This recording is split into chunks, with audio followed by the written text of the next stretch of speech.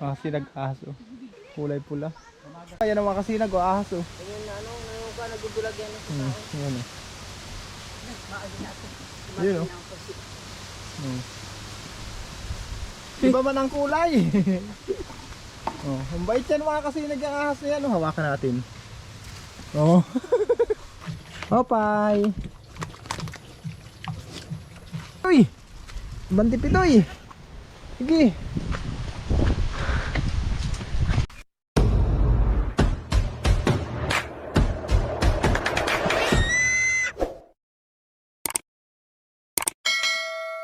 Salamat sa mahal na Panginoon. Gawa ng napakaganda ng panahon ngayon. Hindi na siguro uulan. Kahapon hanggang ngayon. Oh. Hindi na umulan. Sana sa masusunod araw. Hindi na rin umulan. Kasi higit 1 linggo nagparaulan dito. Kaya halos hindi kami makatrabaho ng ayos. O ngayon mga kasinag, papunta ako kay Kuya Barok. Kasi na kay Kuya Barok ang turno ng Team Lakas. Doon kayo magkatrabaho. Hindi ko pa alam kung ano yung papatrabaho ni Kuya Barok. Pero si Kuya Ding, si dati umutiman doon pa yata. Susuda lang daw. Sila Kuya Melvin, nandun na. Nauna na sa akin. Kasama ko pala ngayon mga kasinag si Pitoy. Ayun o, Pitoy! Pitoy! Marami kayo nagko-comment, nagtatanong nasaan na daw si Pitoy. Pasensya na kung hindi ko kayo na-update kay Pitoy. Pero andito si Pitoy mga kasinag. Ayun o, kasama ko. Nawiwili na sumama sa akin. Pag pumapasok ako ng gubat, sumasama na siya. Hindi kagaya dati na tamad itong sumama sa akin. Pero ngayon sumasama na mga kasinag.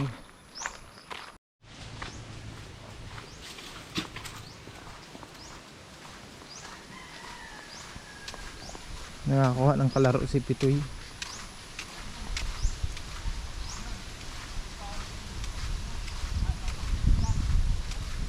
Dito na tayo mga kasinag.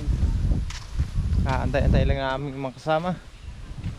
Kung mapapansin nyo mga kasinag yan, iba pag grass cutter ni Kuya Barok yan. Medyo madamo na dito sa harap nila, kaya papalinisan niya yan. Ito mga kasinag, kila Imboy. Shoutout pala kay Imboy. Sa kanilang palayan to. Ngayon hindi sila nagtanim. Ang nagtanim ngayon si Kuya Melvin. May sabog na yan mga kasinag. Hindi sila nagtalok. Hindi niya ipinatalok. Isinabog na lang. Meron rin mga kasinag. May tiprak yan. May sabog yan mga kasinag. Kaso lang pag hindi nabantayan, grabing bato-bato. Wala pa yung aming kasamahan, kaming 3 pa lang. Mga sinag, ito nang lilinisan namin. Itong pataas na ito. Dati diyan ka maglinis yung ginawa namin kuprahan. Ayun yung hinukay namin. Kapag ganun kami maglinis. Ngayon mga kasinag, dito naman kayo pataas. Kapag ganun. Mga sinag, hasa-hasa muna. Patalasin muna yung kanilang mga ita. Habang naghahasa, ito naman nagmamama. Ayan. Yung mando. Madaming dala yan mga kasinag. Laging paldo ang wallet niyan. Ayan naman si Kaloy. Kaway ka dyan! Kaway naman! Masyado kang busy dyan. Si Kuya Ding. Ayan si Kuya Ding. Si Kuya Melvin mga kasinag, ganito sa uba, nagagrass cutter. Nadaya kami nun na. Relax na Kuya Melvin doon sa uba. Mag-grass cutter lang.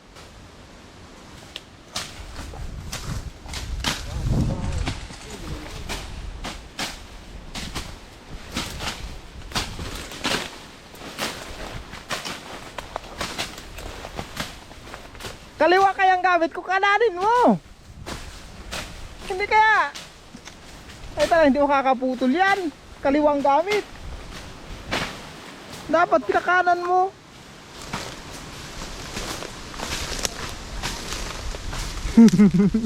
Kakaiba itong agi ni Kaloy si Kuya na si Rex TV. Merienda mga sinag, merienda.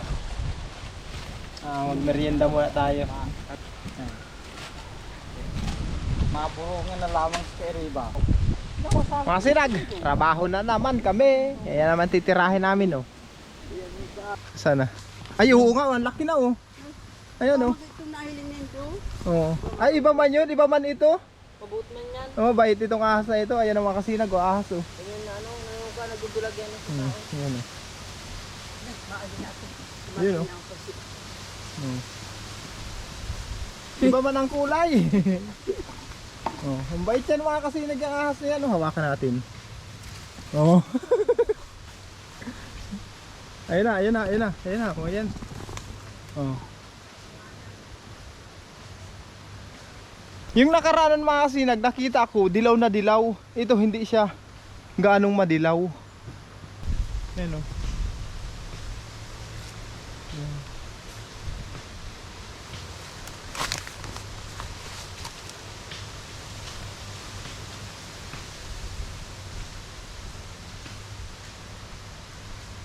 Mabait pa itong ahas na ito mga kasinag. Hindi ito kagaya ng ibang ahas. Mabait ito. Sabi nila pag kinagat ka daw nito parang ano lang, mamamanhid ang kaunti. Yun lang daw ang ano nito, ang kamandag, yung ganyang ahas. Yun ang sabi ni Doc Nelson Donato nung nagpunta dito sa bahay. Kasi nakahuli din siya ng ganyan eh. Yun ang sabi niya.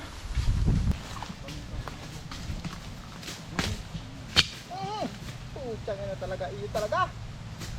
Bato pala talaga. Nadali oh. Bingot. Ganit sa gapo pala ito.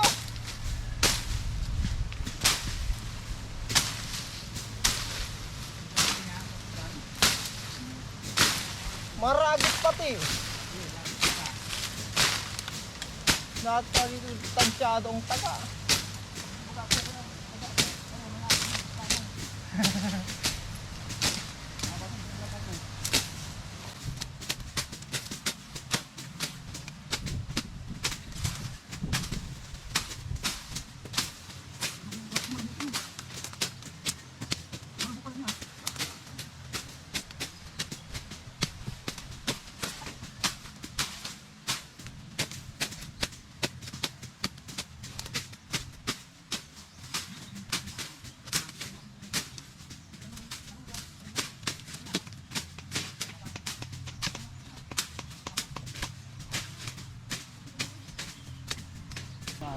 Mga kasinag, ayan oh, malinis na.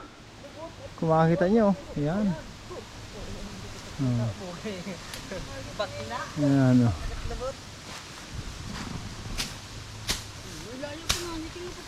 Uwian mo na mga kasinag kasi tanghali na. Update ko naman kayo mamaya hapon pagbalik namin. Magpapahinga muna kami para mananghalian. Ito naman ang trabaho ni Camilvin mga kasinag oh. Ayan siya, grass cutter. Ayan, paikot na yan oh. Oh, di ba? Hanggang doon sa likod nila Kuya Barok. Malinis na. Kaya wala siya doon kanina. Nandito si Kuya Melvin. Dito siya nagtatrabaho. Mga sinag, karating lang namin. Pakagaling sa pananghalian. Magkatrabaho naman kami. Ayan yung mga kasamahan ko. Andun, naglilinis na, nagtatabas na. Ayan, imando. Ito, nalinisan namin kasi daanan naman ito eh. Ayan oh. Ayan. Kapag ganyan oh, malinis na yan mga kasinag hanggang doon sa may kulungan ng baboy ni Kuya Barok doon.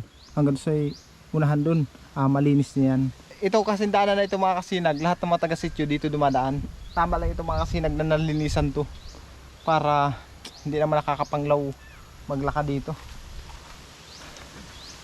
Ayan mga kasinag, hapon na. Retira na kami. Yung mga kasamahan ko andun na sa ubaw. Yan. Nadali namin yung pagpasin dyan. Ayan. Pang ano yan? Hindi magyugulay yan. Yung talbos. Yan yung ganyan. Gyugulay yan. Ang tawag sa inyo nito mga kasinag. Yan o. Ginugulay ito. Yung ganitong talbos o. Ako, na may hagnayang kariba. Ako na may hagnaya. Hagnaya nga yan.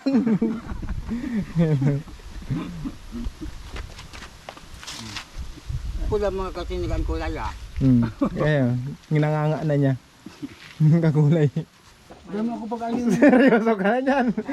Mga kasi nag-merendala namin. Hot cake tapos supas. Buko ako. Yung mga tasang sardik tumayo. Sala mo Wala sandok ano. Ay supas nga. Supas. Oh. Kuya ko, sumusukuhi tara ko la. Sala mo ng padalagang ang video mo. Di mo ko yan. Bato ko yan. Nasabing tiri po ng hapur. Pero may rindalan.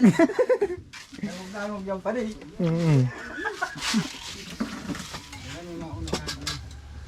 Bastang bawal. Talagang bawal. Magdadali. Adam niya. Ang ano mong piri. Muwenta malanggan mo. Sa bahay, ang dami din langkam. Yung itim na yan. Iwan naman hendo. Pinakot, mampalap ako sa napalantig din. Grabe na bahay ito. Sabi ko panahon yata ngayon. Anong ganyan? Sa bawas silang dayo man. Kami talaga, yung langgam buong itim. Meron talaga mo. Para panahon talaga yan.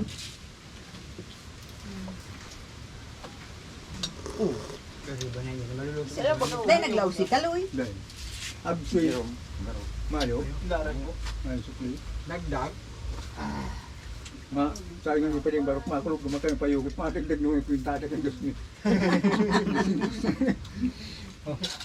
Merinda na ito di. Madakulot. Yun na yan. Mga siyag, merinda. Ay, apong ko pa nito. Yung kamera dyan. Kakano nang bagito? Kano nga rin, yung reklamo. Mga kasirag, kararating ko lang dito sa bahay. Si Mrs. ay nagbabahog ng baboy. Ito na pala yung aming mga alaga. Oh. Ayan oh. Yan yung alaga naming baboy. Nandito sila Mrs. mga kasinag. Yung nado kasi sa kabla na yun, yun yung 6 na magkakapatid. Yung inanak lang nung pakabagyo. Tapos yung nandito naman yung alaga pa namin. Pero itong manaiwan na itong mga kasinag, sarili na namin ito dito sa kabila na ito.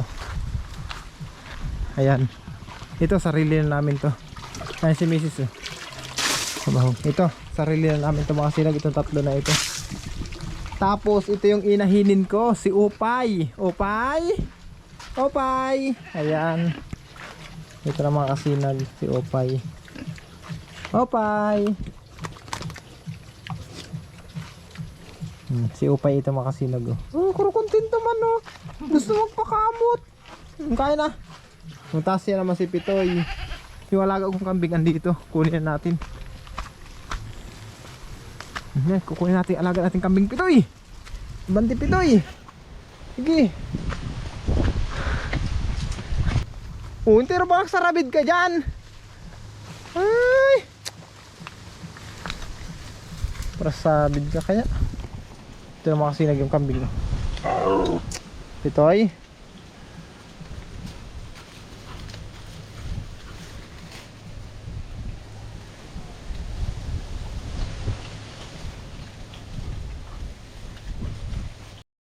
Halika na. Uy, halika na kambing. Ayan mga kasinag, update ko naman kayo sa aming mga alaga.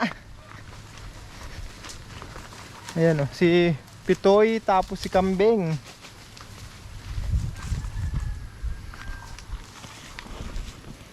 Lalaki ang pangalan Moon. Itong saro, yung dakula si Star.